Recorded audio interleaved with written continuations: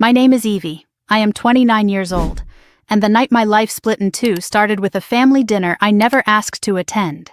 When I walked through my parents' front door that Sunday evening, 35 relatives were already packed into every corner of the living room.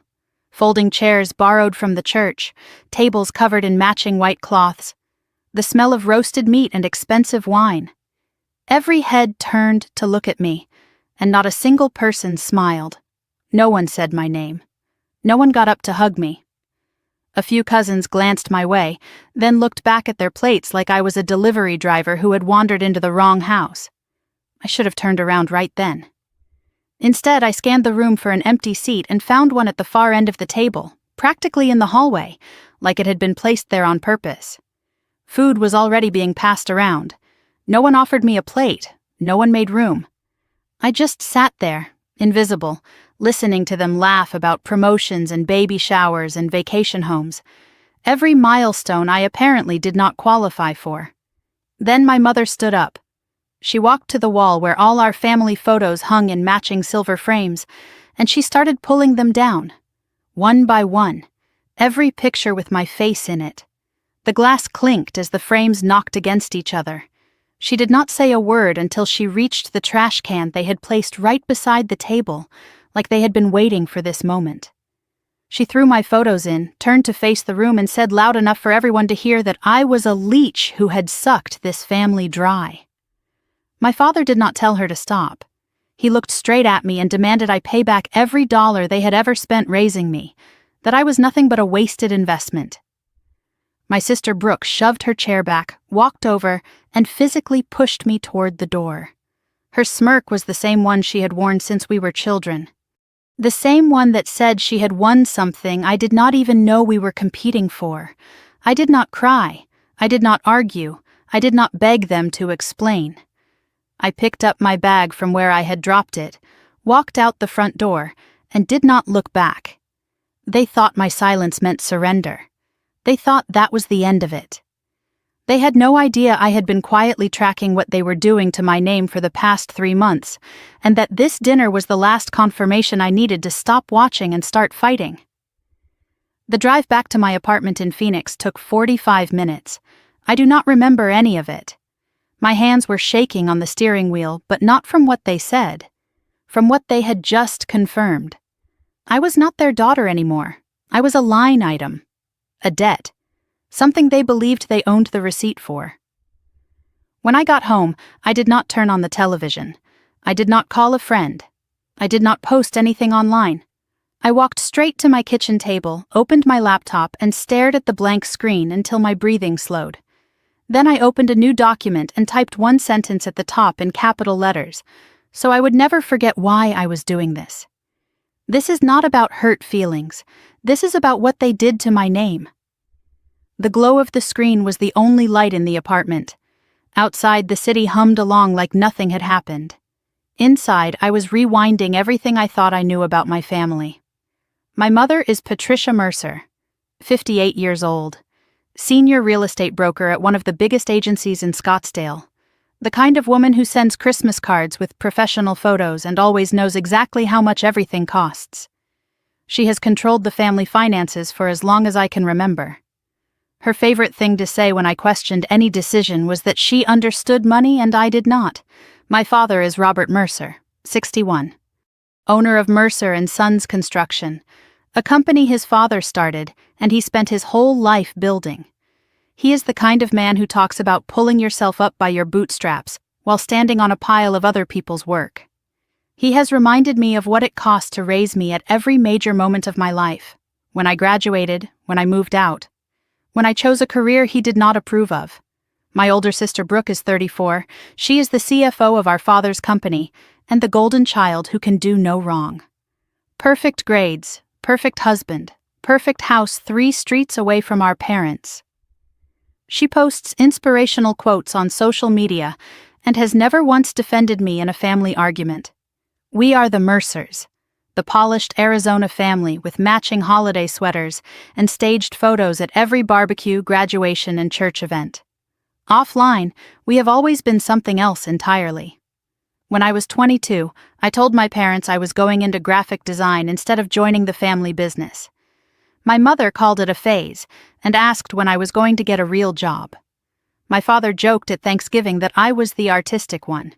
He said it in the same voice he might use to describe a dog that was not very smart but was at least pretty to look at. Every choice I made that did not match their script became another debt they believed I owed. In college, my mother insisted I open a joint bank account with her. "Just to help you manage your bills," she said, "so you do not mess up your credit." I was 19 and exhausted and signed whatever she put in front of me. She set up online banking on my laptop, saved all the passwords, and told me not to change them because she was the one who would fix things when I forgot to pay. Years later, after I moved to Phoenix and had my own apartment and my own job, she was still the one who had my social security number memorized, still the one who insisted my mail should go to their house because it was safer. I thought it was just controlling. I thought it was annoying but normal. I did not think it was criminal until the letters started arriving. 3 months before that dinner, I received a notice from a bank I had never heard of thanking me for my application for a personal loan. I assumed it was junk mail and threw it away. A week later, another envelope arrived about a new line of credit. Around the same time, the credit score app on my phone sent me an alert about a drop that did not make sense. I was paying my one credit card on time. I was current on my student loans. Nothing I was doing explained that dip. I took a screenshot and told myself I would look into it. Then work got busy and I let it slide. That night, after the dinner, I did not let it slide. I pulled up the government website for free credit reports and requested files from all 3 bureaus. While I waited for them to download, I made myself sit still and breathe. Anger makes you sloppy, and I could not afford sloppy. As I scrolled through old emails looking for anything related to accounts I did not recognize, I found something that made me stop breathing entirely. A message buried in my spam folder. Sender, Helen Whitmore, my grandmother on my mother's side. Sent 2 weeks before she died nearly 2 years ago. The subject line read, "Do not trust them, sweetheart." My hand hovered over the trackpad. Grandma Helen was the only person in my family who ever made me feel like I belonged. She died suddenly from a stroke, or so they told me. The funeral was small. My mother handled everything. I was not allowed to visit in her final weeks because she was too weak for visitors. I clicked on the email. The body was corrupted, only fragments loaded. I could make out pieces of sentences, changed the papers. "Do not sign anything they put in front of you. Your uncle knows the truth." The rest was garbled symbols and broken text. Someone had accessed my email and destroyed this specific message, and I was almost certain I knew who. My grandmother had tried to warn me about something she thought was important enough to write down, and someone in my family had made sure that warning never reached me. I stared at the screen until my eyes burned. Whatever they were hiding, it was bigger than a bad dinner. It was bigger than being thrown out. And I was not going to stop until I found out what they had taken from me and exactly how much it was going to cost them to give it back. I sat at my kitchen table until 2:14 in the morning, trying to make sense of what my grandmother had tried to tell me. The email was still open on my screen. I had refreshed it 6 times, tried opening it in different browsers. Nothing worked. The fragments I could read kept looping through my mind. Changed the papers. "Do not sign anything they put in front of you. Your uncle knows the truth. I am sorry I could not protect you sooner." The rest was digital wreckage. Random symbols, missing chunks, sentences that cut off mid-word. This was not a glitch. Someone had deliberately corrupted this message. Grandma Helen sent it 2 weeks before she died. My mother had access to my email through the joint account she had set up years ago. She could have deleted it completely, but she did not. Maybe she thought damaging it was enough.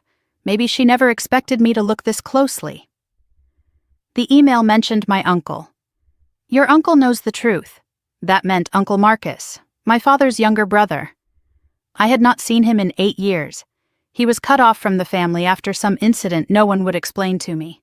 At Grandma Helen's funeral, he approached me, started to say something, My mother appeared out of nowhere, gripped my arm, and pulled me away before he could finish.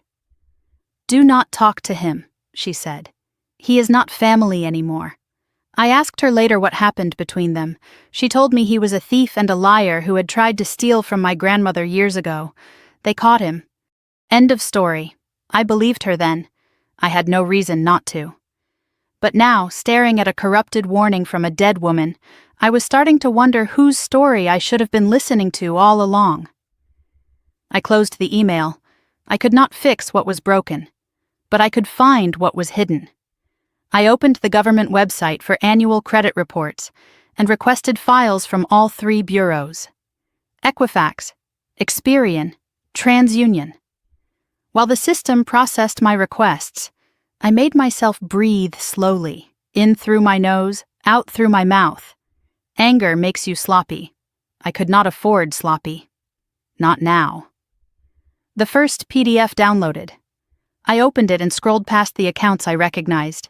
My student loans, on track. My credit card, paid on time every month. My car payment, current. Then I reached a section I had never seen before.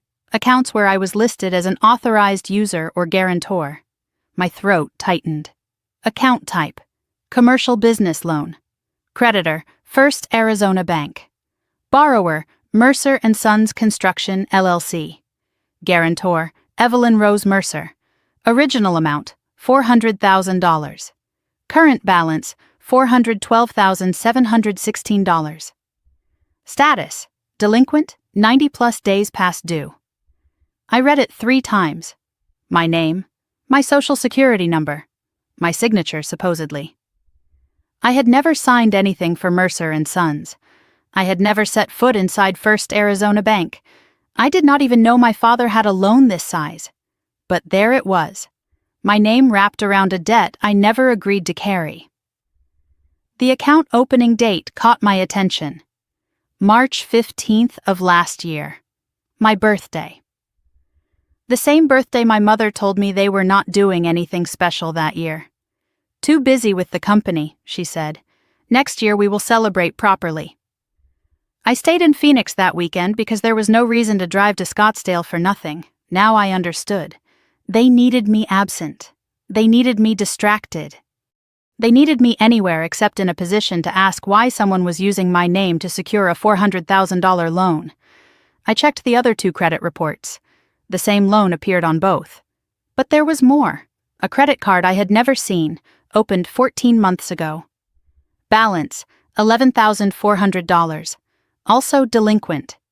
The contact address on every account was my parents' house. The phone number was my mother's cell. The email was one I had never seen before. emercerbusiness@gmail.com. They had created an email address using my initials, for accounts I never opened, for debts I never agreed to. I sat back in my chair and stared at the ceiling. Both accounts were opened during periods when I was too busy with work to visit home. Both required my signature. Signatures I never gave. They did not just steal from me. They planned it, timed it, executed it like a business operation.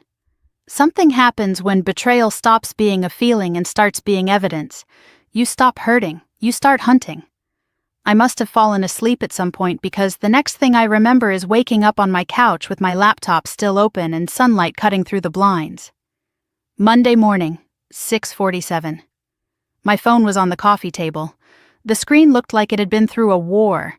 30 missed calls from my father starting at 6 in the morning, 20 missed calls from Brooke, 47 text messages from my mother, 3 voicemails I had not listened to yet. I picked up the phone and started reading my mother's messages in order. 6:02. Evie, we need to talk. Call me. 6:15. Honey, please, it is about the company. 6:34. I know you are upset, but this is bigger than last night. 6:41. Your father is very stressed. Please do not make this worse. 6:45. We are family, Evie. Family works things out. I almost laughed. Family. She used that word like it meant something. Like it was a shield she could hide behind after everything she had done. I played my father's first voicemail. His voice was tight, controlled. The voice he used when he was furious but did not want to show it. Evelyn, I do not know what you think you are doing, but you need to call me back. Now, there are things happening with the business that you do not understand. Do not do anything stupid. The second voicemail was shorter. Same tone. You owe this family. After everything we have done for you, call me back. I put the phone face down on the table. They were not reaching out because they felt bad about humiliating me. They were not apologizing for throwing my pictures in the trash. They were reaching out because they knew I might finally look, and they were terrified of what I would find. My phone buzzed again. A new call. Unknown number. But the caller ID displayed something that made my stomach drop. Mercer and Sons, Accounting. I stared at it for 3 rings, then let it go to voicemail. A woman's voice came through, nervous and quiet. Miss Mercer, this is Daniela from accounting. I probably should not be calling you, but there are some things happening here that I do not know. Just be careful, okay? They are talking about you. A lot. The message ended. Someone inside my father's company was worried enough to warn me. That meant whatever was happening was bad enough that employees were noticing. The rats do not warn you about a sinking ship unless the water is already at their ankles. At Grandma Helen's funeral 2 years ago, I stood in the back of the small church trying to make sense of losing the only person in my family who made me feel seen. It was a gray November day. Maybe 40 people attended. My mother handled all the arrangements and made sure everything was tasteful and appropriate and exactly what she wanted everyone to see. After the service, a man walked toward me. I almost did not recognize him. Uncle Marcus. He looked older than I remembered. Gray at his temples, lines around his eyes that had not been there before, but his gaze was sharp. He stopped in front of me and said my name like a question. Evie, I need to tell you something. About your grandmother's... He did not get to finish. My mother appeared beside me, gripping my arm hard enough to leave marks. We are leaving. Now. Marcus tried again. Patricia, she deserves to know. My mother's voice dropped to something cold and dangerous. You do not get to talk to my daughter. You are not family anymore. She pulled me away before I could ask what he meant. I asked her about it later. She gave me the story about him being a thief, about him trying to steal from Grandma Ruth years ago. I accepted it because I had no reason to doubt her. But now I was staring at a $412,000 loan with my forged signature, and I was wondering whose story I should have believed. I checked my voicemail one more time. One message I had missed, a number I did not recognize. A professional voice, clipped and serious. Good morning, Miss Mercer. This is Raymond Chen from First Arizona Bank's Commercial Lending Department. We need to speak with you urgently regarding the guarantor obligations on account ending in 7439. A pause. The account is currently in default status. As the personal guarantor, you are liable for the outstanding balance. Another pause. The current amount due is $412,716.43. Please contact us within 48 hours to discuss resolution options. Failure to respond may result in collections activity and potential legal action. The message ended. I played it again. $412,000. A debt I did not agree to. A signature I did not give. A company I did not work for. And if I did not respond in 48 hours, they were coming after me. My parents did not just throw me out of the family last night. They threw me under the bus they had been driving for years, and I was done being roadkill. I opened my laptop and searched for an address. Marcus Mercer, Tucson, Arizona. He tried to warn me once. Someone silenced him before he could finish. This time, I was going to let him talk. Before I drove to Tucson, I called the bank. I sat at my kitchen table for 20 minutes staring at the number, rehearsing what I would say. Then I dialed before I could talk myself out of it. Professional hold music played for 3 minutes. Then a click. Raymond Chen speaking, the same voice from the voicemail. I identified myself. Gave the account number. Told him I was returning his call about the loan. There was a pause on his end. Ah, yes, Miss Mercer. Thank you for calling back. We have been trying to reach you for several weeks. He explained the situation in careful, measured terms. Mercer and Sons Construction took out a $400,000 loan 18 months ago. The company had missed the last 4 payments. As the personal guarantor, I was now liable for the full balance plus accrued interest and late fees. The loan documents showed my signature on the guarantor agreement dated March 15th of last year. I let him finish before I responded. Mr. Chen, I never signed that document. I have never set foot in your bank. I did not know this loan existed until last night. Silence on the other end of the line. A long silence. Then he spoke again, more carefully than before. Miss Mercer, if you are alleging fraud, that is a serious matter.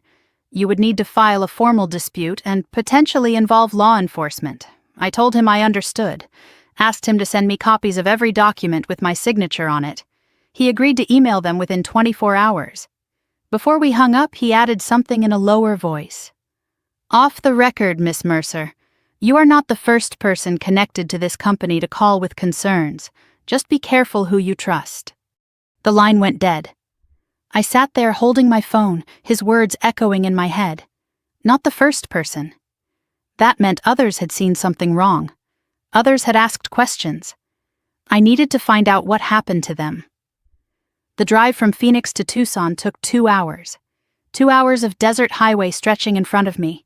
2 hours to think about everything I knew and everything I did not. I had found an address for Marcus Mercer in a quiet neighborhood on the south side of the city. I did not call ahead. I did not want to give him time to decide whether to talk to me. I wanted to see his face when I showed up. I wanted to know if the surprise would make him honest or make him run. The highway was mostly empty. Just me and the saguaros and the endless blue sky. I thought about Uncle Marcus. When I was a kid, he was the fun uncle. The one who snuck me extra dessert at Thanksgiving when my mother was not looking. The one who taught me to ride a bike because my father was always too busy with the company. He made me laugh. He made me feel like being a kid was allowed. Then, one summer, he was just gone. No explanation, no goodbye, no more extra dessert or bike rides or jokes that made my mother roll her eyes. He simply vanished from our lives like he had never existed. When I asked about him, my parents changed the subject. When I pushed, my mother told me he had done something unforgivable, and we did not talk about him anymore. I was 11 years old. I accepted it because I did not know there was another option. Now I was 29, and driving toward the man my family had erased, hoping he could explain why they were trying to do the same thing to me. The house was smaller than I expected. A modest adobe-style home on a quiet street lined with Palo Verde trees. The yard was xeriscaped with gravel and native plants. An older pickup truck sat in the driveway. Nothing fancy. Nothing that suggested wealth or success or any of the things my parents measured their lives by. I parked across the street and sat in my car for a moment. I had not seen this man in 8 years. What if my mother was right about him? What if he really was dangerous? But then I remembered her face at the funeral, the way she gripped my arm, the fear in her eyes when Marcus tried to speak to me. People do not get that scared of someone unless that person knows something worth hiding. I got out of the car and walked up the flagstone path to the front door, knocked twice, footsteps inside, then silence. A voice through the door, cautious and low. "Who is it? Uncle Marcus?" "It is Evie, Evelyn Mercer, Robert's daughter." A long pause. I could hear him breathing on the other side of the door. Then the sound of multiple locks being undone. The door opened. He looked older than I remembered.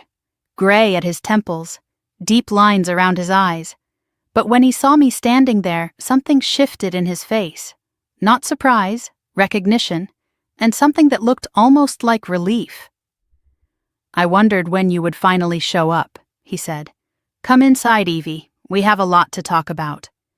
His living room was comfortable but sparse. Books everywhere, a worn leather couch, a single lamp casting warm light across the space. On one wall hung a framed photograph that made me stop in my tracks.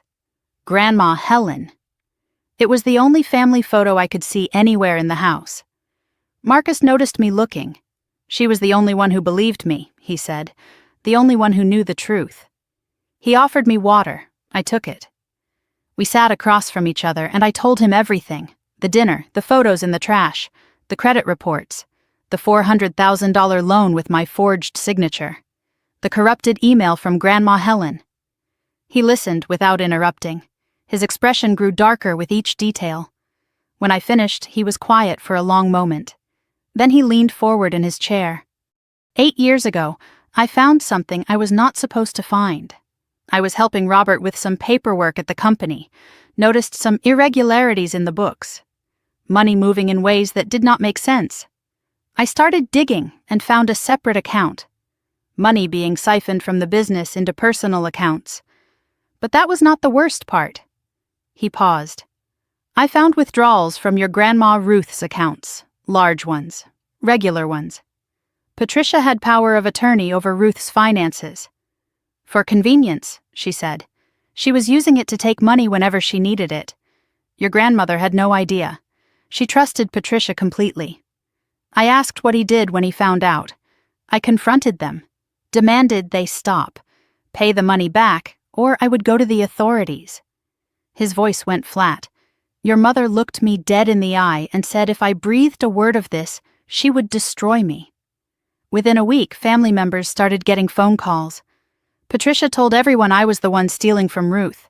She flipped the script completely, made me the villain of a crime she was committing. And everyone believed her. I stared at him. For 8 years, I had thought my uncle was a thief. For 8 years, my mother had lied to me about the man sitting in front of me. He spread his hands. I have spent 8 years watching from the outside, waiting for someone else to see the truth. He looked at me with something like hope. I think you are finally seeing it. I asked him about the dinner, why they did it that way, why they needed to humiliate me in front of everyone. His answer made my blood run cold. That dinner was not about punishing you, Evie. It was strategy. He had been keeping tabs on the company through public records. Mercer and Sons was in serious trouble, missed contracts, lost bids, debt piling up faster than they could manage. They needed you emotional and off balance, angry enough to stay away but desperate enough to come crawling back when they offer to fix things. I thought about the documents I saw on the table before Brooke pushed me out, my name on official-looking papers. What were they going to make me sign? Could be anything, Marcus said. A loan extension, a property transfer, maybe a power of attorney so they can use your credit without needing your actual signature anymore. He told me they tried the same thing with him, provoked a fight, cut him off. Then, 6 months later, my father called offering to reconcile if Marcus would just sign a few things to clear up the misunderstanding. He refused. That was when they really came after him. Whatever you do, Evie, do not sign anything they put in front of you, no matter how reasonable it sounds, no matter how much they cry. Then he hesitated. There is something else, something about your grandmother's death. I could never prove it, but Helen was not sick. She was sharp as a tack until 2 weeks before she died. Then suddenly she is gone, and her will is completely different from what she told me she wanted. My heart stopped. What do you mean, different? He stood up and walked to a filing cabinet in the corner, opened the bottom drawer and pulled out a small lockbox. Inside were documents, photographs, and a black USB drive. Your grandmother gave me this 2 weeks before she died. Said if anything happened to her, I should keep it safe. He told me Helen called him out of the blue. First time they had talked in years. She sounded scared, said she had discovered something about Patricia and Robert, said she had changed her will, the real one, and put a copy somewhere safe. She asked Marcus to give the USB to me when I was ready. He held it out. I think you are ready now. I took it from his hand. It was small and light. It did not feel like something that could change everything, but I knew it would. Before I left, I asked him one more question. In her email, Grandma Helen mentioned a name, Douglas Whitman. Do you know who that is? Marcus's face changed. Recognition and something like worry. Douglas Whitman was your grandmother Helen's estate attorney. He handled her will, The man who did the probate? The man who should have done it right. But the will that went through probate was not the one Helen showed me. I asked where Douglas was now. Marcus told me he retired right after the estate was settled, moved into a nursing home in Mesa. Then he paused. Funny thing. Guess who volunteers there 3 times a week? My stomach dropped before he even said the name. Your Grandma Ruth. I drove back to Phoenix with the USB drive in my pocket and my grandmother's warning echoing in my head. Whatever was on that drive, it had scared her enough that she thought she might die for it. And now I was holding it. I did not go back to my apartment that night. I sat in my car outside Marcus's house with my laptop balanced on the steering wheel and the USB drive plugged into the port. The folder opened to reveal 2 files, 1 PDF document, 1 audio file. I clicked on the PDF first. The screen filled with a scanned image of a handwritten document. At the top, in careful, elegant script, were the words, Last Will and Testament of Helen Marie Whitmore. The date was October 3rd, exactly 2 weeks before my grandmother died. I recognized the handwriting immediately. I had birthday cards in that same careful script tucked away in a box in my closet. Cards that told me I was special. Cards that told me I was loved. Cards I never threw away because they were the only proof I had that someone in my family actually saw me. The will was 3 pages long, detailed and specific in a way that left no room for interpretation. To Marcus, she left her collection of first edition books and $10,000, with a note that said for staying honest when it cost you everything. To various grandchildren, she left small amounts and personal items. Then I saw my name. To my granddaughter, Evelyn Rose Mercer, I leave the following: $180,000 from my savings account. My cottage property in Sedona, Arizona. All contents therein including my jewelry and personal writings. There was a note beneath the bequests. Evie has always been the one who saw through the performance. I trust her to use this wisely and to never let them diminish her light. I read it 3 times, $180,000, a house in Sedona. I had inherited nothing, I had received nothing. The will that went through probate left everything to my mother as sole heir. I pulled up photos on my phone of old birthday cards from Grandma Helen and compared the signatures. The flowing rounded script matched perfectly. Then I searched online for the probated will and found the signature page in public records. That signature was completely different. Sharper, more angular, nothing like my grandmother's handwriting. My mother had not just changed the will, she had forged it entirely. I sat in the dark car and clicked on the audio file. The label read, For Evie Listen Alone. Duration 4 minutes and 37 seconds. I plugged in my earbuds and pressed play. The recording was slightly muffled, like it had been made on a phone held too close to someone's mouth. But the voice was unmistakable. My grandmother. Frail but determined. Evie, sweetheart. If you are hearing this, something has happened to me. I need you to know the truth about your mother, about what she has been doing. She changed my will, sweetheart. The one the lawyers have is not mine. I tried to stop them, but Patricia has people who do what she asks. I wrote a new will, the real one. I gave a copy to your Uncle Marcus because he is the only one I trust anymore. Everything I wanted you to have. The money, the house in Sedona, she is going to take it. She is going to pretend I never left you anything. Her voice broke slightly. I am sorry I could not protect you better. I am sorry I did not see what she was sooner.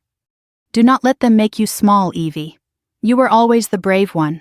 I love you. I have always loved you, even when they tried to make you feel like you did not belong. The recording ended with a soft click. I sat in the silence of my car, with tears running down my face. The first time I had cried since the dinner. She knew what they were going to do, and she tried to save me anyway, and they silenced her before she could finish. I wiped my eyes and opened a browser on my laptop, searched for Sedona, Arizona property records. I knew my grandmother's maiden name and was able to narrow down the search. I found it within minutes. A small cottage on Oak Creek, purchased by Helen Whitmore in 1987. Then I found the sale record. Property sold in April of the year after Grandma Helen died. 6 months after the probate was finalized. Seller Patricia Mercer, acting as executor of the Helen Whitmore estate. Sale price $245,000. Buyer a development company based in Phoenix. I did the math. $180,000 in cash. Gone. A house worth nearly $250,000. Sold. Total stolen from my inheritance over $400,000. But it was worse than that. The timing of the company loan made sense now. Mercer and Sons took out that $400,000 loan right after the Sedona property sold. They used my grandmother's stolen money to prop up the company. When that ran out, they used my name. In the property records, I noticed something else. The notary who certified the property transfer was the same notary who witnessed the probated will. Same name, same license number. My mother had help. This was not one person making desperate decisions. This was a system. A network of people willing to break the law because Patricia Mercer asked them to. I went back inside Marcus's house and told him what I found. He listened and nodded like none of it surprised him. Then he told me there was someone I needed to meet. Sitting in his living room was a man I vaguely recognized. Derek Mercer, Marcus's son, my cousin. I had not seen him since we were teenagers at some family barbecue before everything fell apart. He was 32 now. Tired looking, working as a mechanic in Tucson. He shook my hand and said he had been waiting 5 years for someone else to figure it out. 5 years ago, Derek was 27, just starting to build his credit. He had bought his first house and was doing well for the first time in his life. Then he got a letter about a loan he had never taken out, a business loan through Mercer and Sons. He was listed as co-signer. He never signed anything, but they had documents with his signature on them. The loan defaulted. The bank came after him. He lost his house, had to declare bankruptcy at 27 years old. They told everyone I was irresponsible, he said, that I must have signed something and forgotten. My own father believed them over me. After the bankruptcy, my father Robert offered to help. If Derek would just sign over his share of a small inheritance from another relative, they could make everything go away. Derek was desperate. He signed. By the time he realized what happened, he had nothing left, and they had plausible deniability. The lawyer who handled my situation was Douglas Whitman, Derek said. Same guy who did Grandma Helen's probate. And right after everything was finalized, he suddenly retired, moved into a nursing home in Mesa. Convenient timing, right? We sat around Marcus's kitchen table and started mapping out everyone who might have been affected. Marcus, financially framed and exiled from the family. Derek, forged signature, bankruptcy, inheritance stolen. Me, forged signature, $400,000 debt, inheritance stolen. Grandma Ruth, being drained through power of attorney right now. Grandma Helen, will forged, estate stolen, possibly silenced permanently. The pattern was clear. Every victim was someone outside my mother's inner circle or too trusting to question her. Every theft happened during a moment of crisis or distraction. Every piece of evidence was handled by the same small group. Patricia, Robert, Douglas Whitman. They pick people who will not fight back, Derek said. People who are too ashamed to tell anyone what happened. Or people like Marcus who no one will believe if they try. I looked at both of them. They picked the wrong people this time. I pulled up my laptop and searched for Douglas Whitman, Attorney, Arizona. Found his profile. Estate law specialist. 40 years of practice. Retired abruptly 2 years ago, right after Helen's estate was probated. No explanation given. Current residence Desert Bloom Senior Care in Mesa, Arizona. I found the facility's website and scrolled through their public information. The visitor logs were private, but the volunteer schedule was posted. I scrolled through the list of names and stopped when I saw one I recognized. Ruth Mercer. Reading program. Every Tuesday and Thursday afternoon. My grandmother Ruth volunteered at the same nursing home where Douglas Whitman lived. She had been doing it for 18 months. That is not a coincidence, I said. She is there to keep an eye on him, to make sure he does not talk. Marcus shook his head. Or Patricia is using Ruth without her knowing. Ruth might just think she is being charitable. Either way, Whitman is the key. If we can get him to talk, we can prove the will was forged. Before I left that night, Derek stopped me at the door. One more thing about Douglas Whitman. I did some digging back when everything happened to me. Whitman did not just retire, he was pushed out. Someone complained about irregularities in estate filings. The Bar Association started investigating. He retired before they could finish. Case was dropped, but here is the thing. The complaint was filed anonymously. And the description of the irregularities matches exactly what they did to Grandma Helen's will. I stared at him. Someone else knew, someone who might still be willing to talk. Who filed the complaint?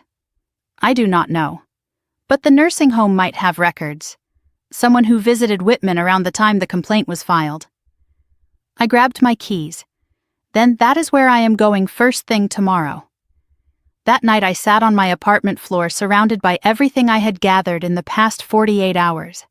Papers spread across the carpet like evidence at a crime scene. My laptop open. The printer running. Ruth's recorder sitting in the center of it all like a trophy I had not yet earned. I made an inventory of what I had. Grandma Helen's USB drive with the original will and her audio confession. Credit reports showing the forged loans in my name. Property records for the Sedona house that should have been mine. Derek's written statement about his bankruptcy. Ruth's recorder with 37 audio files. Screenshots of my mother's texts and my father's voicemails. Notes from my conversation with Douglas Whitman. It was a lot. It was damning. And I had no idea what to do with any of it. Criminal charges, civil lawsuit, both? Who had jurisdiction? What was the statute of limitations? I was a graphic designer, not a lawyer. I could make this information look organized and compelling, but I could not make it stick. I opened my browser and searched for attorney financial fraud elder abuse Phoenix, Arizona. Dozens of results came up. Most of them looked like ambulance chasers with cheap websites and aggressive taglines. Then one listing caught my attention. Natalie Vance J.D., specializing in elder financial abuse, estate fraud, and family financial crimes. Former prosecutor, now in private practice. The reviews mentioned she was relentless, that she did not back down from powerful families. One review in particular stood out. Natalie helped me expose what my own brother did to our mother's estate. She made him pay every penny back. If you are fighting family, she is the one you want. I saved the number and called first thing the next morning. Her office was in a professional building in downtown Phoenix. Not flashy. No marble floors or leather furniture. Just clean lines, filing cabinets, and a woman who looked like she had not slept well in years, but did not let it slow her down. Natalie Vance was in her mid-40s. Dark hair pulled back, reading glasses, sharp eyes that seemed to take in everything at once. She shook my hand firmly. Your email said it was urgent. Family financial fraud always is. Sit down and tell me everything. I had prepared for this. Organized my evidence into folders with labels and timelines. I walked her through it chronologically. The dinner, the credit reports, Uncle Marcus, the USB drive, Douglas Whitman, Ruth's recordings. She listened without interrupting, occasionally making notes on a yellow legal pad. Her expression grew darker with each new revelation. When I finished, she was quiet for a long moment. Then she set down her pen and looked at me. Miss Mercer, Evie, what your parents have done is not just fraud. It is a pattern of systematic financial abuse targeting multiple family members over multiple years. I asked if that was good. For our case, yes. Patterns are what courts love. One incident can be explained away. A decade of incidents is a conspiracy. She listed what we might be looking at. Forgery for the will and loan documents. Elder financial abuse for what they did to Ruth and possibly Helen. Identity theft for me and Derek. Fraud on multiple counts. Possibly conspiracy if we could prove Robert and Patricia coordinated. And if we can prove Helen's will was forged, we are looking at estate fraud, which in Arizona is a Class 4 felony. Natalie explained the two tracks we could pursue. Criminal meant filing a complaint with the state attorney and letting prosecutors decide whether to press charges. Civil meant suing Patricia and Robert directly for damages and getting the money back. "We can do both," she said. "In fact, we should. The criminal investigation puts pressure on them while the civil case recovers your losses." She assessed the strength of our evidence. The original will from the USB was powerful but would need authentication. Douglas Whitman's testimony was valuable, but his dementia made him vulnerable on cross-examination. Ruth's recordings were gold. Arizona was a one-party consent state, meaning Ruth could legally record any conversation she was part of. "The recordings are our strongest asset. Your mother incriminated herself to a 79-year-old woman she thought was too old to matter." Natalie wanted to move carefully. "Your parents do not know we are building this. The moment they find out, they will start destroying evidence, coaching witnesses, maybe even flee. We need to gather everything, line up our witnesses, and strike all at once." I asked how long that would take. "If we are efficient, 2 weeks, maybe 3. Can you keep this quiet that long?" I thought about Brooke's message. The meeting at 3 p.m. today. I was not sure. There was something I needed to tell her about my sister. Before I could explain, Natalie's phone buzzed. She glanced at the screen and frowned. "That is interesting." "A lawyer from Morrison and Blake just called. They represent Mercer and Sons Construction." She looked at me. "They are requesting a settlement discussion regarding your loan obligations." "How did they know you hired counsel?" My stomach dropped. I had not told anyone I was coming to see her. No one knew except the people I trusted. Then I remembered. The nursing home. I signed in, used a fake name, but the room number was real. Someone could have checked the visitor log and reported back to my mother. Natalie considered this. "It might not be a leak, they might just be phishing. Your name is on that loan and they know the bank is calling it in. They probably assumed you would lawyer up eventually, but we should assume the worst. From now on, do not use your regular phone to discuss any of this. Get a burner like your grandmother did."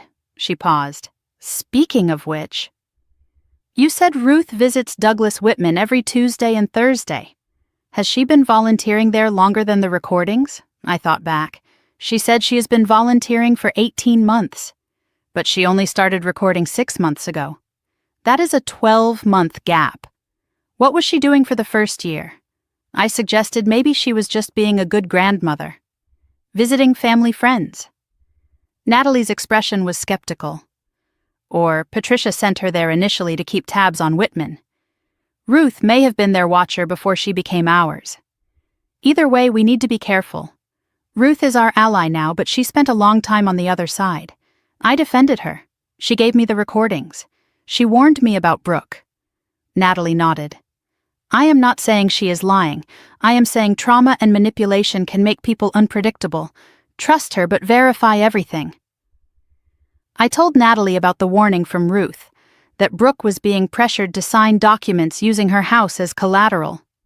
Natalie's eyebrows rose. Ruth also mentioned Patricia set up some kind of pension plan for Brooke through the company. A pension plan through a family construction company? For the CFO daughter? Let me check something.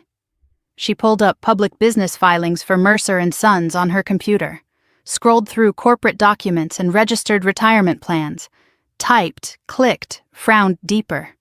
There is no registered pension plan for Mercer and Sons Construction. Not with the state. Not with the IRS? Nothing.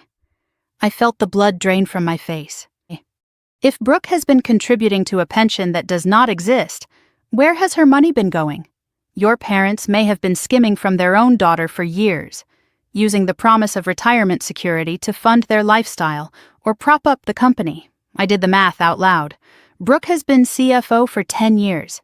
If she has been putting in even 6% of a decent salary, that could be $80,000, 90, maybe more. And she has no idea it is gone. Natalie pulled up one more document, a recent filing for a new line of credit. The collateral listed was a residential property in Paradise Valley. Brooke's address. The application was dated 3 days ago. "Evie, this was filed the day before your family dinner. They were not just humiliating you that night. They were keeping you distracted while they set up your sister to lose her house. Natalie outlined the expanded strategy. If Brooke did not know about the pension or the collateral filing, she was another victim. And victims made witnesses. I told her I was meeting Brooke at 3 o'clock. Good. But do not tell her everything yet. Feel her out first.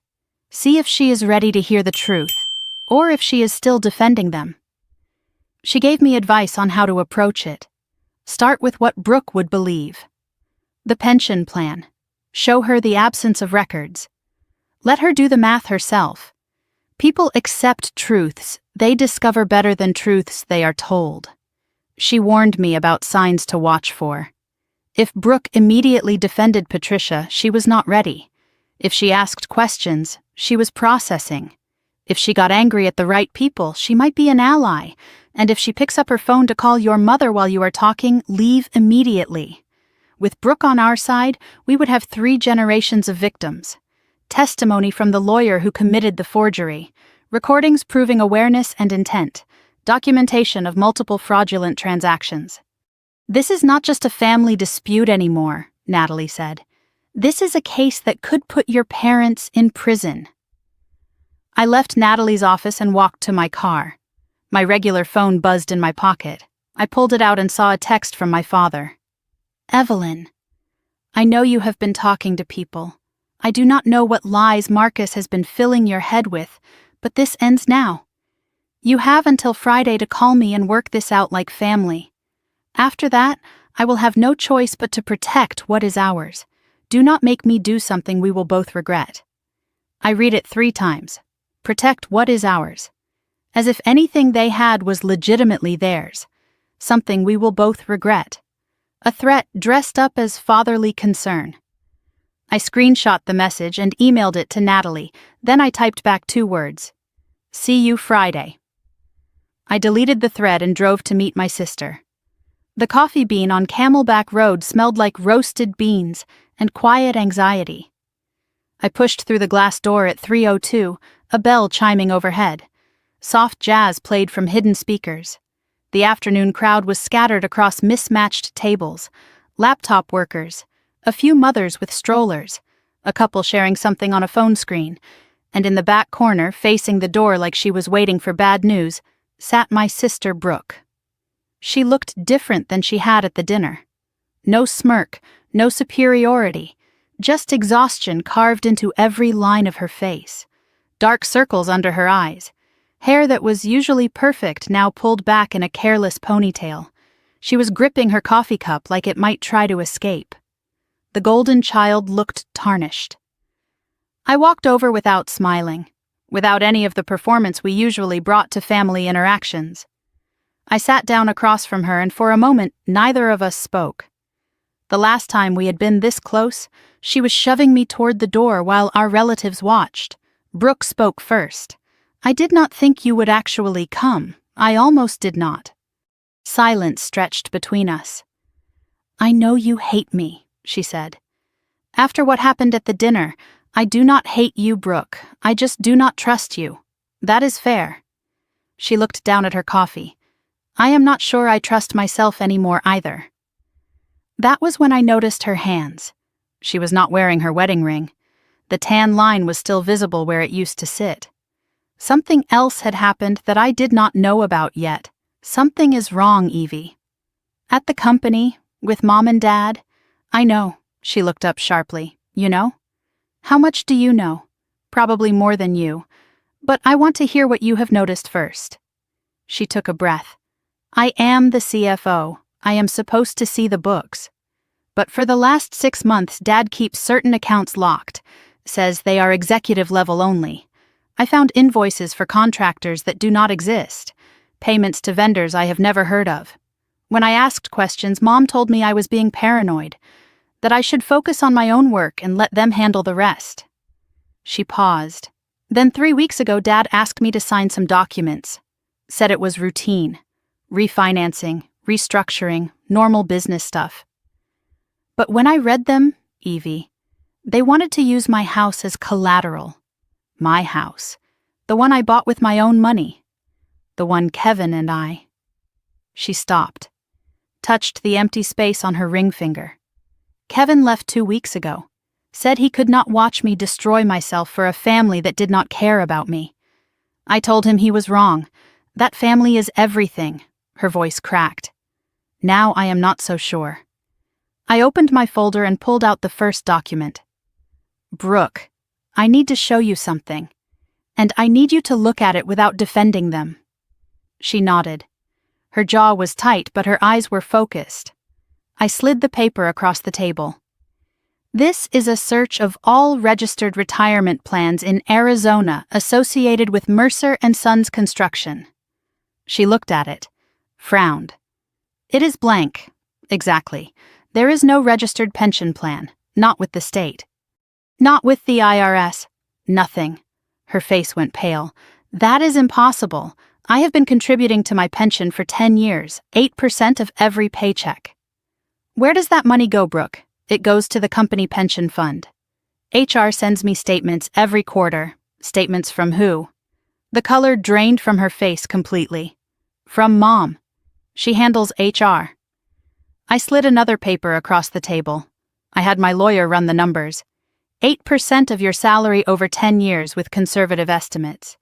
You are looking at somewhere between $85,000 and $95,000. Money that was supposed to be in a retirement account that does not exist. She stared at the paper. Her hands started to shake. "That is not. They would not. They did, Brooke. They have been doing it to everyone." Her phone buzzed on the table. The screen lit up. "Mom," neither of us moved. The phone rang 4 times, then went silent. A text appeared. "Do not forget dinner tonight. We need to discuss the refinancing papers. Love you, sweetheart." Brooke stared at the message like it was written in a foreign language. I spread out more documents. "You are not the only one. This is my credit report. See this account? A $400,000 loan from First Arizona Bank. I never signed for this loan. I never knew it existed. But someone used my name, my social security number, and my forged signature to guarantee it. The borrower is Mercer and Sons Construction, Dad's company." She shook her head. No, that's not. Mom would not. They changed Grandma Helen's will. I was supposed to inherit $180,000 and her house in Sedona. Mom took everything. Cousin Derek went bankrupt at 27 because they put his name on a loan he never signed. They have been draining Grandma Ruth's accounts for months. $45,000 gone. Brooke pushed back from the table. "I need air. I cannot. I need air." She stood abruptly and nearly knocked over her coffee. Walked toward the door without looking back. I let her go, gave her 5 minutes to process. Then I followed her outside. She was leaning against her car in the parking lot, mascara running down her cheeks. 10 years, Evie. I gave them 10 years. I turned down other jobs. I defended them to Kevin. I helped them push you out. She looked at me with devastated eyes. I thought if I was loyal enough I would be safe.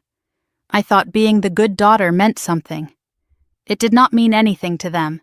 It just meant you were easier to use. She wiped her eyes with the back of her hand. The dinner. That night. It was not just about humiliating you. I know. Natalie, my lawyer, figured that out. Brooke shook her head. You do not know all of it. I was there when they planned it. I went still. What do you mean? 3 days before, Mom called me into Dad's office. Said they needed to have a family conversation about you. They said you had been asking too many questions. That you had found out about the loan somehow. That you might cause problems. Dad said the best way to handle it was to make you so angry you would never want to come back. Cut you off before you could dig deeper. Mom came up with the dinner idea. Invite everyone. Make it public. Make it humiliating. Make sure you would never feel welcome in the family again. Her voice broke. And I helped. I agreed to push you out the door. I told myself I was protecting the family, but I was just protecting them. And I did not even know what I was protecting them from. I am so sorry, Evie. I am so sorry I did not see it. I was quiet for a long moment.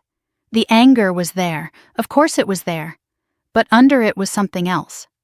Recognition. You were manipulated too, Brooke. We all were. That does not excuse what I did. No, but it explains it. She reached into her purse and pulled out a manila folder. There is something else. The refinancing documents they want me to sign. I brought them.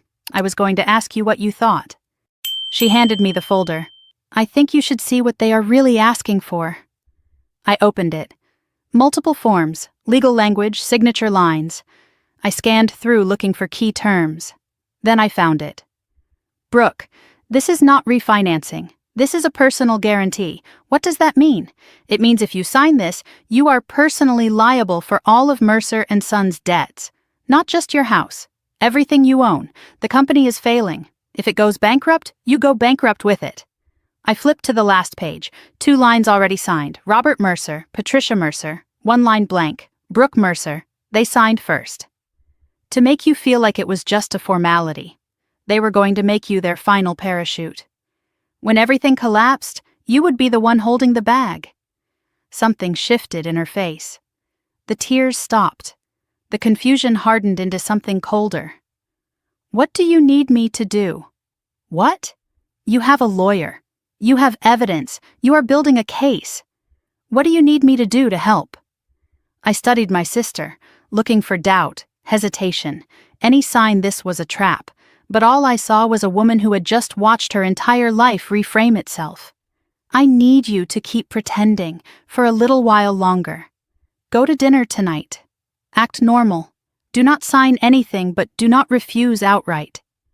Tell them you want your lawyer to review it first. If they think you are still on their side, they will not know we are coming. And then what? Then we have our own dinner, with everyone, all 35 relatives, in that same house. A dinner where we show them exactly what Mom and Dad have been doing. Her eyes widened. You want to expose them in front of the whole family. I want them to face everyone they stole from. I want every lie to come out in the same room where they threw me away. When? The company anniversary party, 2 weeks from now. Everyone will already be invited. Mom has been planning that for months. I know. She is going to plan her own reckoning. Brooke extended her hand. I took it. I helped them hurt you. Let me help you stop them. Welcome to the team, Brooke.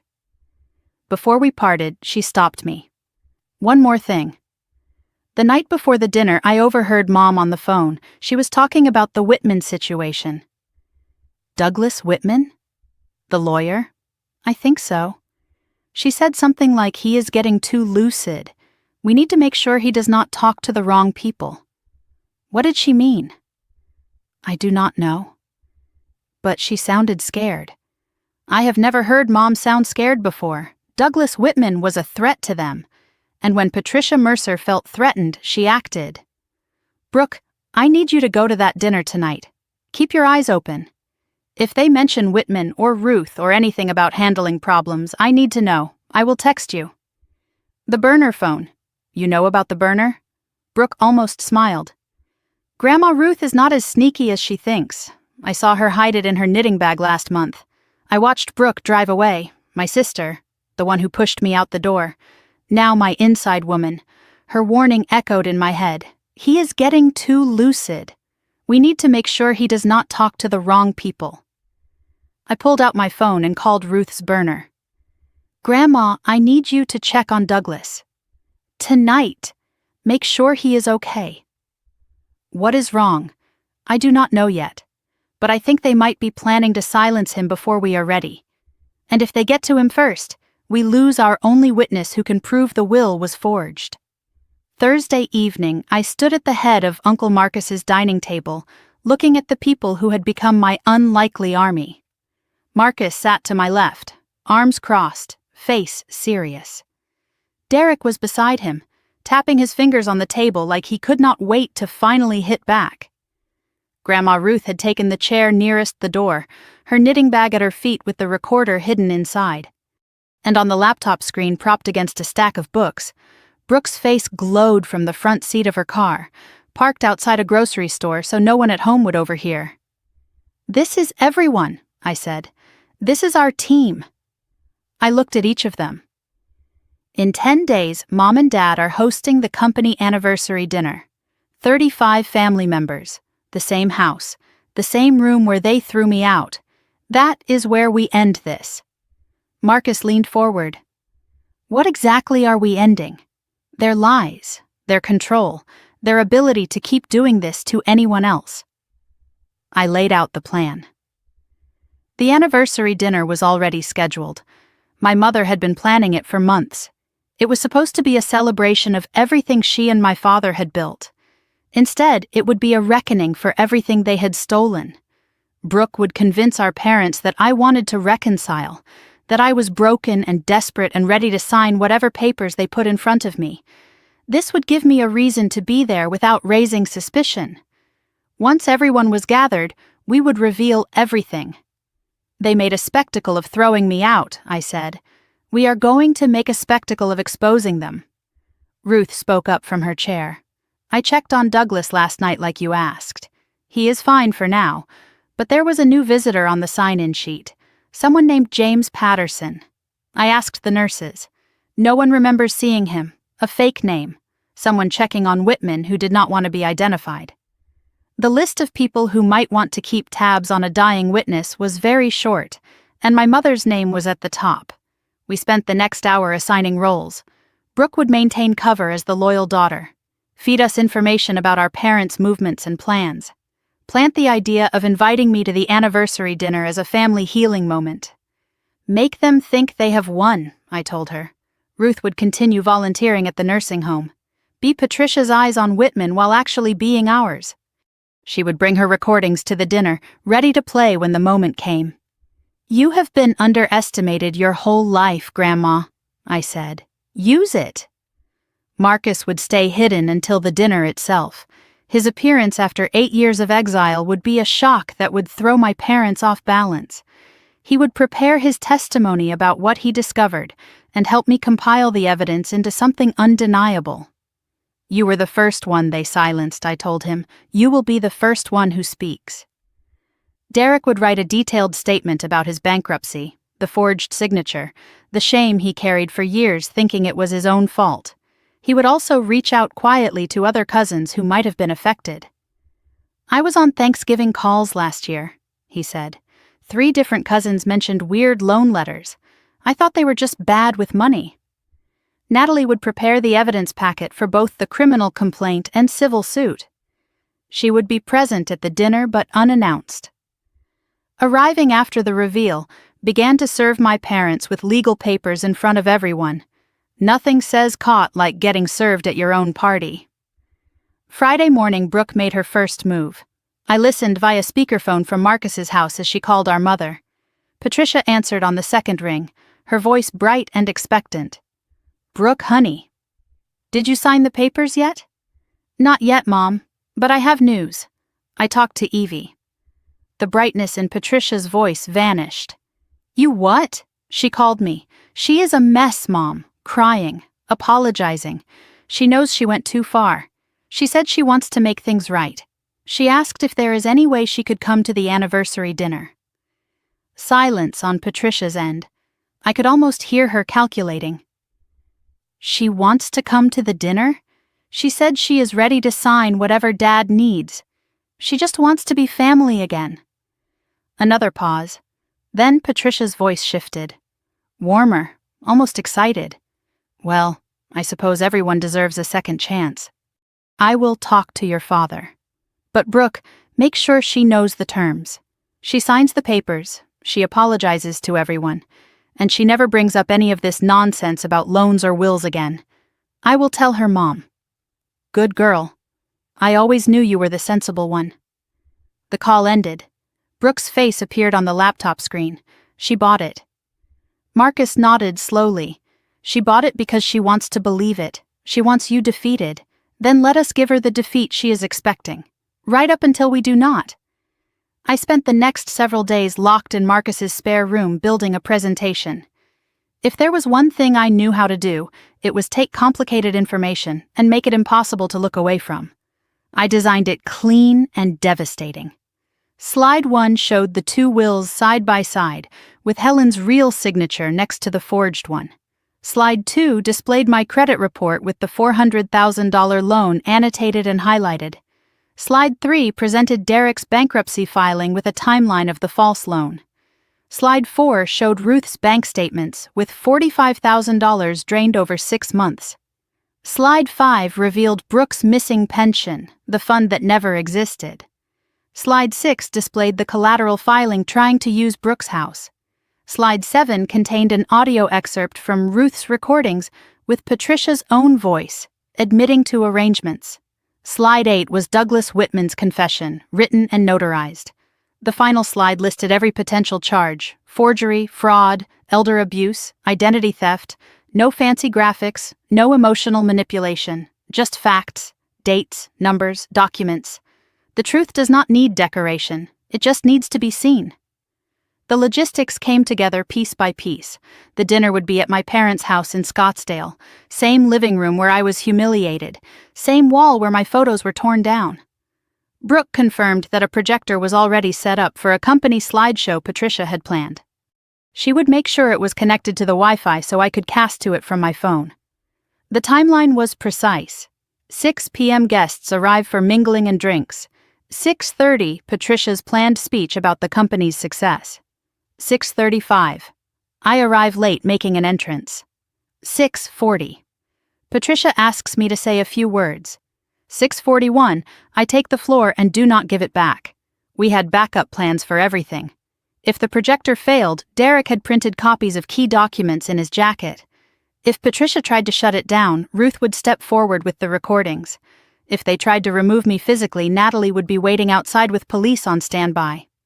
When I was ready to begin, I would adjust my necklace, a simple silver chain.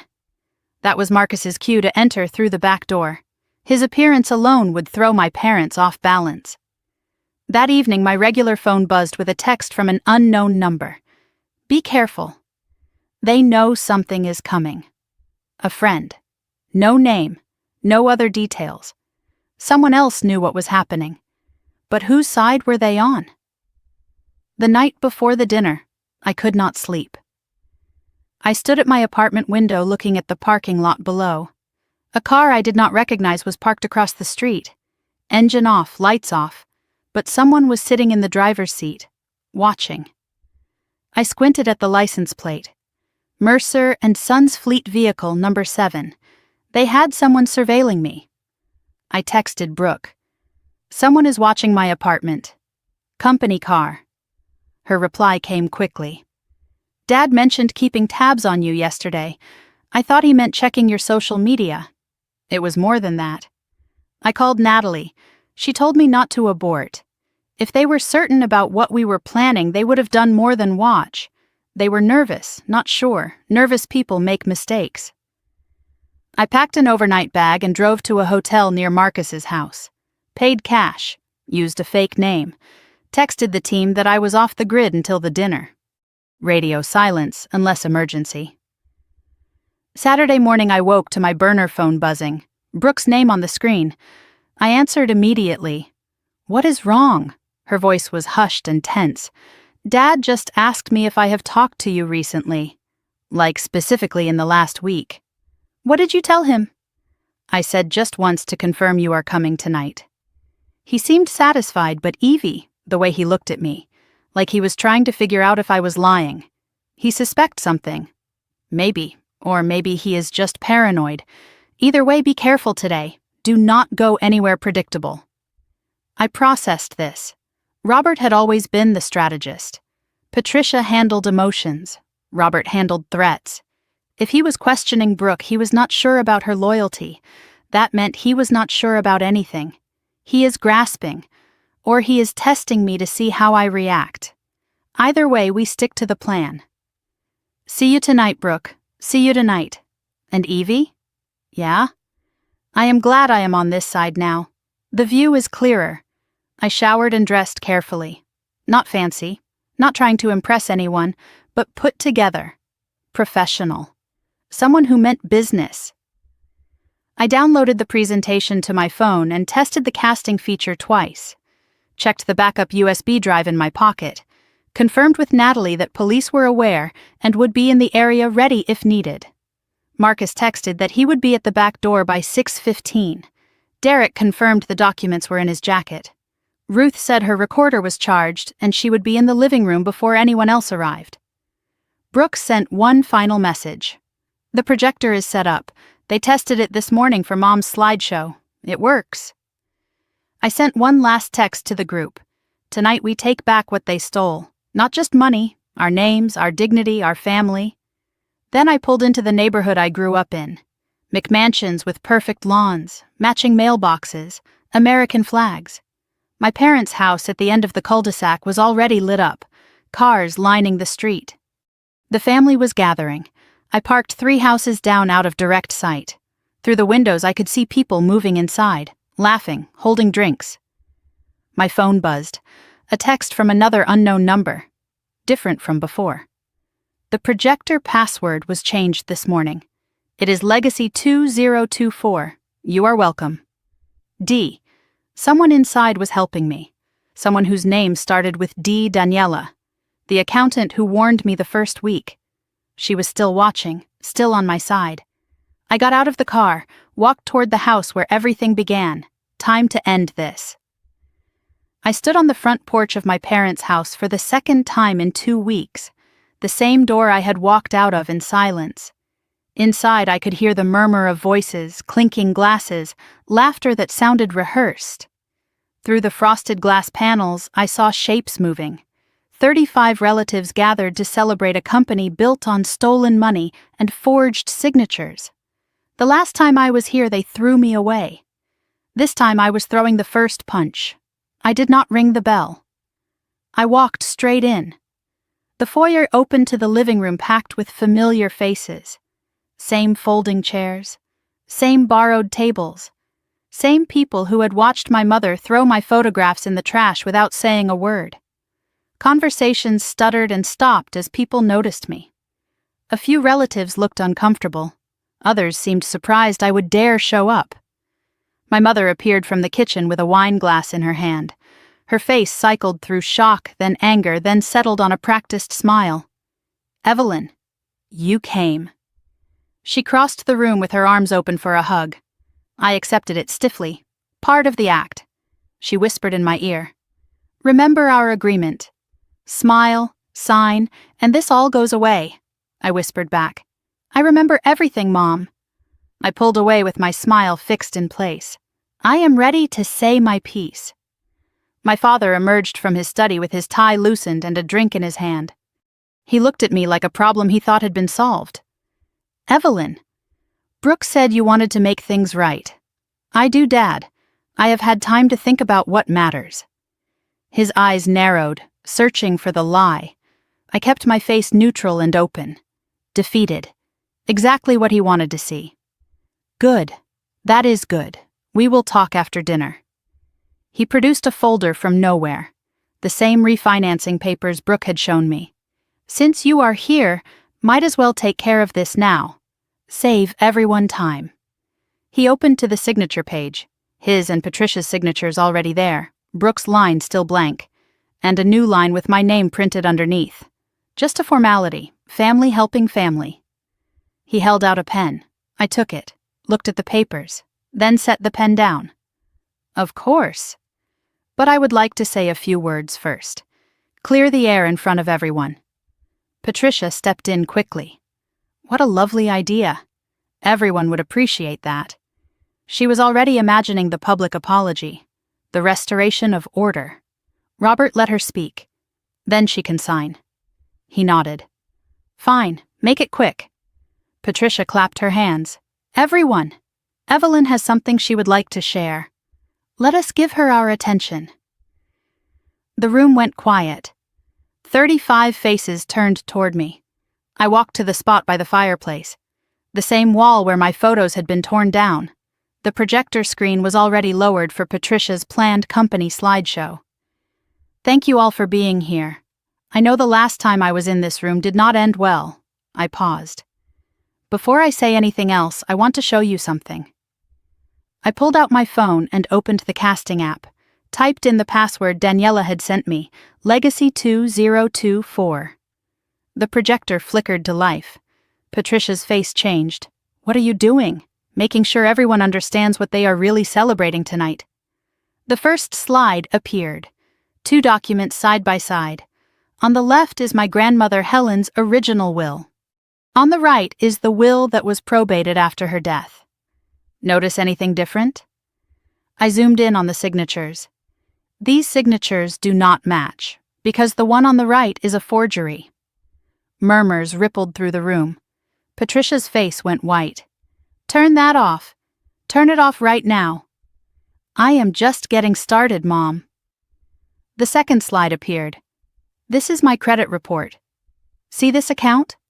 A $400,000 loan from First Arizona Bank. I never signed for this loan. I never knew it existed. But someone used my name, my social security number, and my forged signature to guarantee it." I looked directly at my father. "The borrower is Mercer and Sons Construction, Dad's company." Robert's drink trembled in his hand. "This is slander. You have no proof. I have the bank's records. I have the documents. Your contact information is on every page." The third slide showed Derek's photo next to his bankruptcy filing. And I am not the only one. My cousin Derek went bankrupt at 27 because someone forged his signature on a company loan too. Derek stood up from the back of the room. "They told me I must have signed something by accident. They made me think I was stupid. I lost my house." Gasps came from several relatives. One of my aunts, Carol, went pale and whispered something to her husband about a car loan letter they had received years ago. The pattern was bigger than anyone had realized. Ruth's bank statements filled the screen.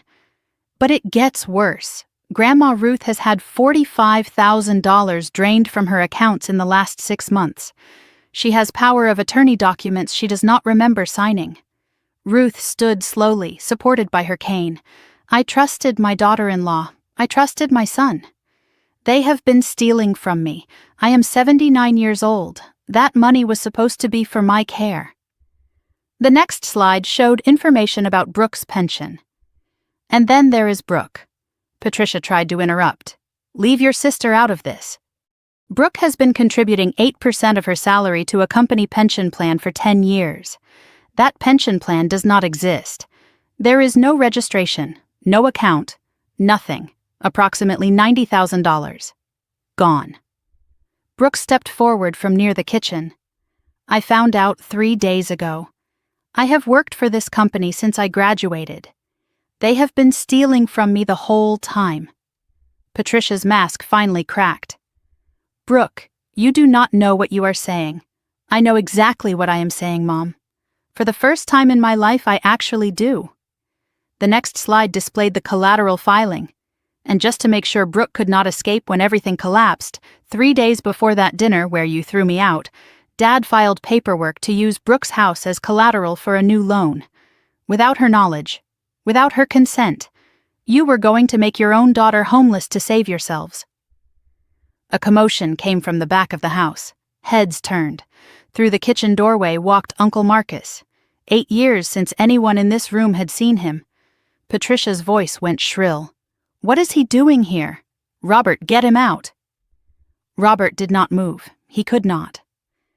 Marcus walked through the silent crowd and stopped beside me. "Hello, Patricia." "Robert, miss me?" 8 years ago I discovered what they were doing. Stealing from Ruth, manipulating the books, using family members as collateral. When I confronted them, Patricia told everyone I was the thief. She turned my own family against me. I have spent 8 years watching from the outside, waiting for someone else to see the truth. He put his hand on my shoulder. She found it. And she had the courage to do what I could not. A young woman I did not immediately recognize raised her hand from the crowd. "I am Daniela. I work in accounting at Mercer and Sons." The room went silent. "I am the one who sent the projector password, and I have copies of everything they tried to delete from the company servers last week." Ruth reached into her knitting bag and pulled out the recorder. "There is one more thing. For the last 6 months, I have been recording my conversations with Patricia and Robert." She pressed play. My mother's voice filled the room. "The arrangements with Helen's estate are handled. Evie will never know what she was supposed to get." Another clip. Marcus was getting too close. We had to shut him down before he ruined everything. Another. Ruth does not need to understand the details. She just needs to sign where I tell her to sign. The room erupted, multiple people talking at once, accusations, questions, demands. Through the chaos, the front door opened. Natalie Vance walked in with her briefcase and 2 uniformed police officers behind her. Mr. and Mrs. Mercer, I am Natalie Vance. I represent Evelyn, Derek, Ruth, and Brooke Mercer. A formal complaint has been filed with the Arizona Attorney General's office regarding multiple counts of forgery, fraud, elder financial abuse, and identity theft. You are also being served with a civil suit seeking full restitution. She handed Robert a stack of papers. His hands were shaking. Patricia looked around the room at the family members who would no longer meet her eyes. For the first time in my life, my mother had nothing to say. I woke up Sunday morning in my own apartment for the first time in days. Sunlight cut through the blinds. My phone was on silent on the nightstand. For a moment I did not remember why my chest felt so heavy. Then it all came flooding back. The slides, the recordings, my mother's face when Natalie walked in with the police. It was done. Whatever came next, at least that part was finally done. I turned off silent mode and watched the notifications stack up. 43 text messages, 21 missed calls. Not from my parents. They had gone dark. These were from cousins, aunts, uncles, relatives I had not spoken to in years. Most were questions, some offered support. A few were accusations. Cousin Amy asked if all of it was true. Uncle Frank said he had pulled his credit report and found a loan he never signed for. Aunt Carol wanted to talk because she thought they had done something to her too. Great Aunt Mildred told me I should be ashamed of myself for airing family business like that. Derek simply wrote that it was a hell of a night and to call him when I was ready because we were not done yet. I sat on the edge of my bed and felt the weight of what I had set in motion. I should have felt triumphant. I did not. I felt hollow and tired, like I had just finished running a marathon through mud. Revenge is not a celebration. It is a surgery. Necessary, but nothing you want to remember. One message stood out from a number I did not recognize. This is Janine Whitmore, Douglas Whitman's daughter. My father told me everything. I want to help. He has documents you have not seen yet. Monday morning, I met Natalie at her office for a status update. She looked energized despite the chaos of the past 48 hours. The Arizona Attorney General's office is taking this seriously, she said. Elder financial abuse is a priority for them. She explained what that meant. A formal investigation had been opened into Patricia and Robert Mercer. Focus areas included forgery, fraud, identity theft, and elder abuse. Douglas Whitman's deposition was scheduled for Wednesday. Daniela had provided server backups showing deleted financial records. Your mother tried to erase the evidence the night after the dinner. She did not know Daniela had already copied everything. There was more. Patricia's employer had launched their own internal investigation. They had found irregularities in loans she processed over the years.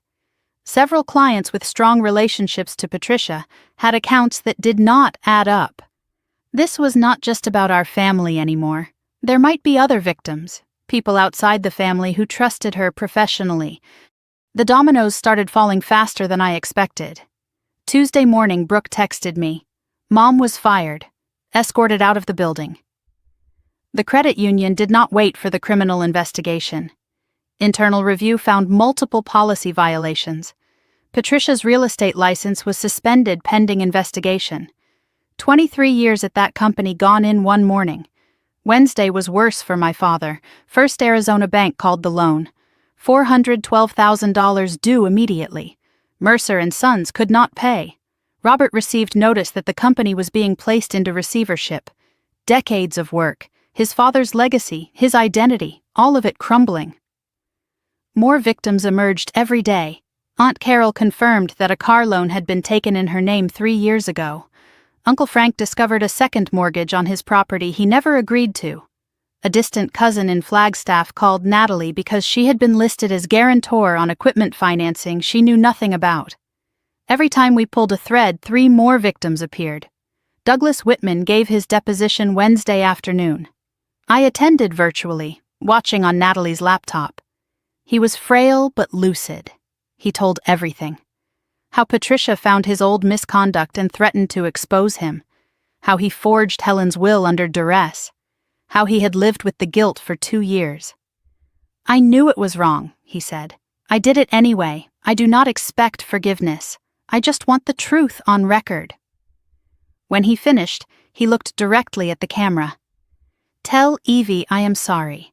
Tell her Helen would have been proud of her." After the deposition, Janine Whitmore approached Natalie and handed over a folder. My father kept copies of everything, every document Patricia made him sign, every email she sent threatening him. He knew this day would come. He wanted to be ready. Thursday, my father called me directly. His voice was haggard and defeated, nothing like the man who had once demanded I repay him for existing. "Evelyn, we need to talk, family to family. You mean you need me to drop the case?" "Silence. The company is gone. Your mother lost her job. We are going to lose the house. Is that not enough?" I told him what he had done, used my name to cover his debts, stole from Grandma Helen, drained Grandma Ruth's savings, made Derek go bankrupt, tried to take Brooke's house, humiliated me in front of everyone I grew up with. Is losing your house enough? I do not know, Dad.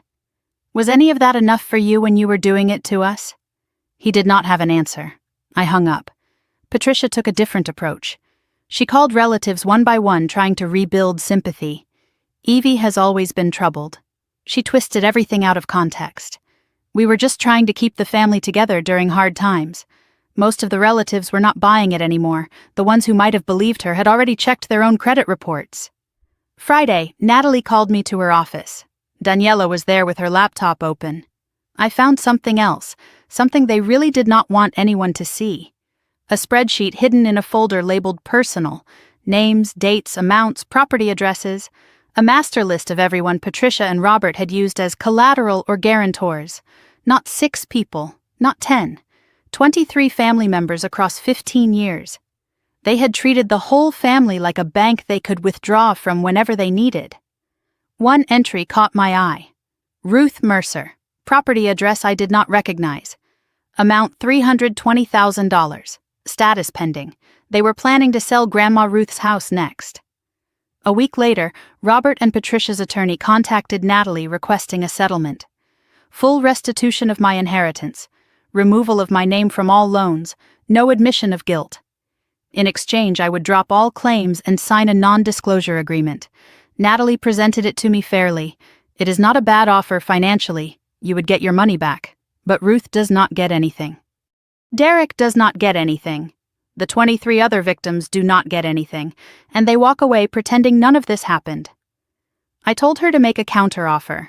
Restitution for everyone on that list. Every dollar they stole returned, plus damages, plus a public acknowledgement of what they did. They will never agree to that. Then I will see them in court. 2 weeks after the dinner, my parents put the house up for sale. The Scottsdale showpiece where generations of family photos had lined the walls. The living room where I was thrown away and then returned to reclaim my truth. Brooke sent me pictures. Moving trucks in the driveway, Patricia supervising movers with a tight smile. Robert sitting on the porch staring at nothing. They were moving into a 2-bedroom rental across town. That house had been their identity, their proof of success, their stage. Now it belonged to strangers. I felt something I did not expect, not triumph but grief, not for them, for the family that could have been, for the relationship sacrificed for money that was now gone anyway. That Friday afternoon, Natalie called me. Her voice was careful and measured. The Arizona Attorney General's office just informed me of their decision. And? Patricia Mercer is being charged with 12 counts of fraud, 4 counts of forgery, and 6 counts of elder financial abuse. Robert Mercer is being charged as a co-conspirator on 8 of those counts. If convicted, they are looking at significant prison time. I sat down slowly. This was what I wanted. This was what I fought for. So why did it feel like the ground had shifted beneath me?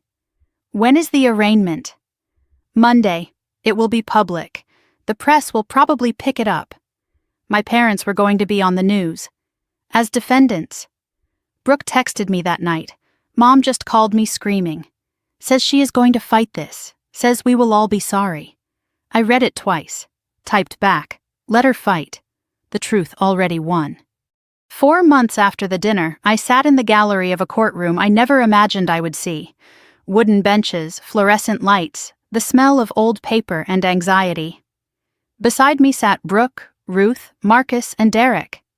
Across the aisle were a few relatives who still supported my parents. At the defendant's table, Patricia and Robert Mercer looked smaller than I had ever seen them. The judge read the sentences in a flat, procedural voice. Patricia Mercer guilty on 9 counts of fraud, 3 counts of forgery, 4 counts of elder financial abuse. Sentence 5 years in state prison, eligible for parole in 3. Robert Mercer guilty on 6 counts as co-conspirator. Sentence 3 years in state prison, eligible for parole in 18 months. Both ordered to pay restitution as determined by the civil settlement. Patricia did not cry.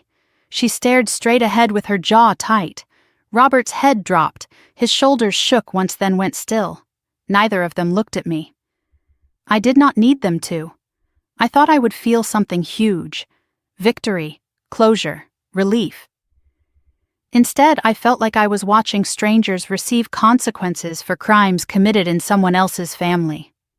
The parents I thought I had never existed. These were just the people who remained after the masks came off. As the bailiff led Patricia away, she finally turned, looked directly at me. Her lips moved with no sound, but I read them clearly. This is not over. Then she was gone through the side door, and I was left wondering if that was a threat, or just the last gasp of a woman who had lost everything. 1 week after sentencing, the civil case settled quickly. With criminal convictions secured, my parents had no leverage left. Their attorney negotiated the best terms possible, which were not good. Full restitution to all 23 identified victims. I received $180,000 for my inheritance plus $40,000 in damages. Derek received $80,000 plus $15,000 in damages. Ruth received $45,000 returned plus ongoing monitoring of her accounts. Brooke received $92,000 for her stolen pension contributions. Other family members received amounts ranging from $5,000 to $60,000. Total restitution approximately $1.2 million. The money came from everywhere. The Scottsdale house sale brought $420,000 after the mortgage. Robert's remaining stake in Mercer & Sons sold to the new partner for $280,000. Patricia's retirement accounts totaled $190,000. The truck Robert had loved so much sold for $35,000. Everything they spent their lives building was sold off to pay back what they stole. I calculated it once late at night. If they had simply asked for help and been honest about the company's struggles, the family might have rallied. Instead, they stole in secret and lost everything in public. They could have had family, they chose money, and now they had neither. With Douglas Whitman's testimony and the original will authenticated, the court invalidated the fraudulent probate. Helen Whitmore's estate was redistributed according to her true wishes. The Sedona cottage had been sold years ago, so I could not get the property back. But the court ordered Patricia to return the sale proceeds, $245,000. Combined with the original cash bequest, I received the full inheritance Helen had always intended for me. I opened the official document in my apartment. Beneficiary Evelyn Rose Mercer. Amount $425,000. Source estate of Helen Marie Whitmore, deceased. I read it 3 times. My grandmother's voice echoed in my memory. Do not let them make you small. I paid off my student loans, set up an emergency fund, put a down payment on a small house in Tempe, my own space, my own walls. I donated $20,000 to an elder abuse prevention organization. Grandma Helen gave me a foundation. I was not going to waste it. While going through the estate paperwork, I found a note from the court clerk. Attached was a small envelope that had been found in Helen's safe deposit box